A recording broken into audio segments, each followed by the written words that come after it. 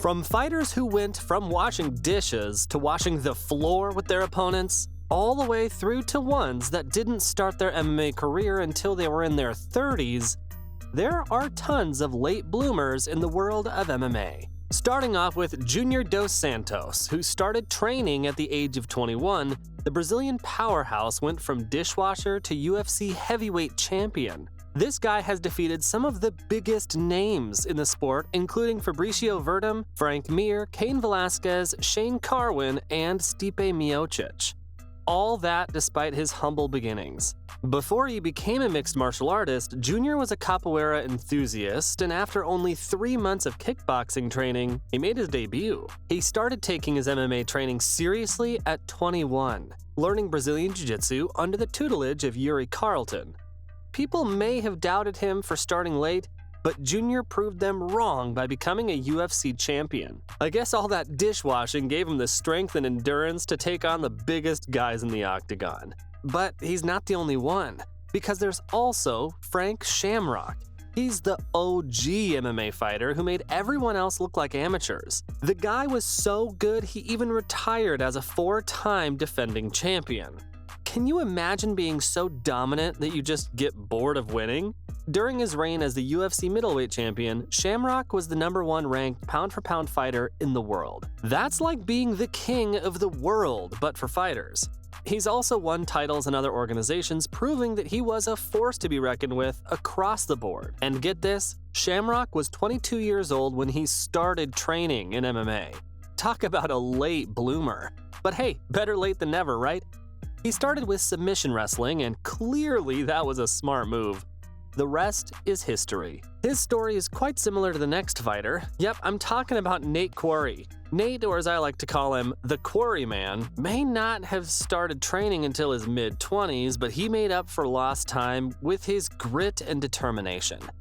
He had a rough start, being raised as a Jehovah's Witness and not being able to do any organized sports. But once he broke free from that cult-like grip, he dove headfirst into MMA. Despite starting his professional career at a relatively late age of 29, Quarry made quite an impact. He rose to fame through The Ultimate Fighter, where he won 3 fights in a row and made it to the finale, where he faced off against Rich Franklin. Though he didn't win that fight, he won the hearts of fans with his tenacity and spirit. Quarry went on to have a successful career, winning fights in both the UFC and other promotions. He even co-hosted a show called MMA Uncensored Live, where he shared his opinions on the world of MMA. Much like the other people on this list, the next person is also a pretty late bloomer in the world of MMA fighting. It's Matt Mitrione. Mitrione, or Meathead as he's known in the MMA world, is a true knockout artist with his southpaw right hand that sends opponents flying. But it's not just his impressive fighting skills that make him stand out. He's also a former American football player with the New York Giants and the Minnesota Vikings. Growing up, Mitrione had a background in Shotokan karate and even dabbled in professional kickboxing as a teenager. However, he only began training in MMA when he was 28 years old. That didn't stop him from getting selected to compete on The Ultimate Fighter Season 10 in 2009. Even though he had no professional MMA fights under his belt. Although he lost in the quarterfinals of the show, he earned a spot on the finale show and won his debut fight against Marcus Jones. And he's been making a name for himself ever since. Quite impressive, all things considered. Along with notable victories over Fedor Emelianenko, Roy Nelson, Derek Lewis, Gabriel Gonzaga, and even Kimbo Slice, not bad for a guy who only started MMA training in his late 20s.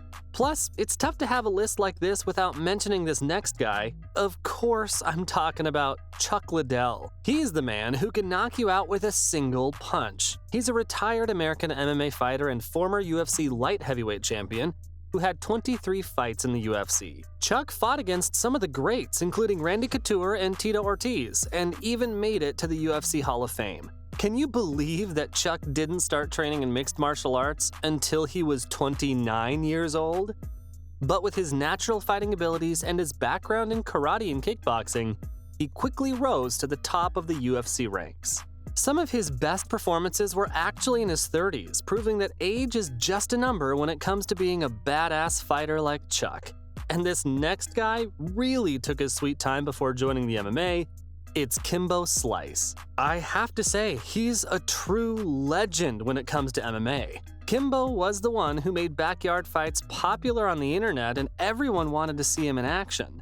Despite being a bit of a late bloomer, Kimbo signed his first professional MMA contract with Elite XC when he was 31. He later fought in UFC and Bellator MMA, proving to the world that his fists were more dangerous than a raging bull on roller skates. Unfortunately, he passed away in 2016, leaving a trail of devastation in the MMA world. But hey, at least we'll always have his knockout videos to remember him by. Another great fighter that deserves a mention is this next one. I'm talking about Yoel Romero.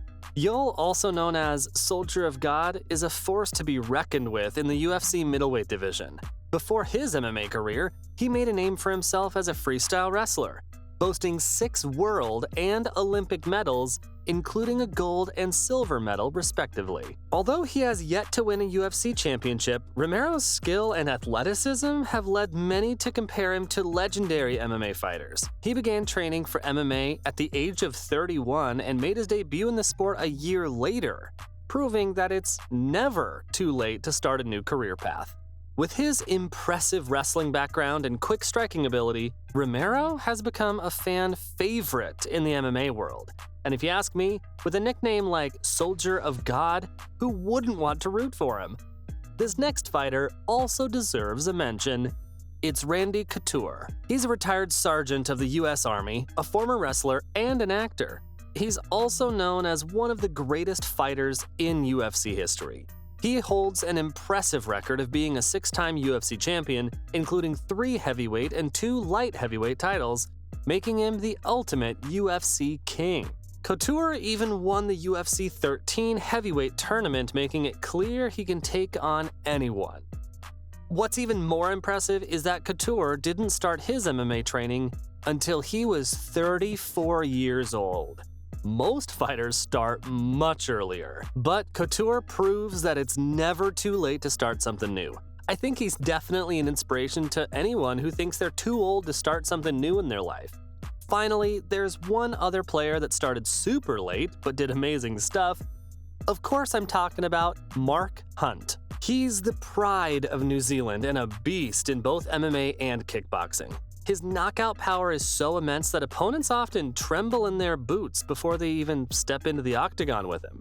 Despite starting his UFC career at the ripe age of 36, Hunt quickly made a name for himself by taking on some of the toughest fighters in the game. With a career spanning 2 decades, Hunt's reputation as a striking legend in both kickboxing and MMA is unparalleled. And if you ask me, he very well deserves it. But those are all the MMA fighters who started training super late, but still dominated.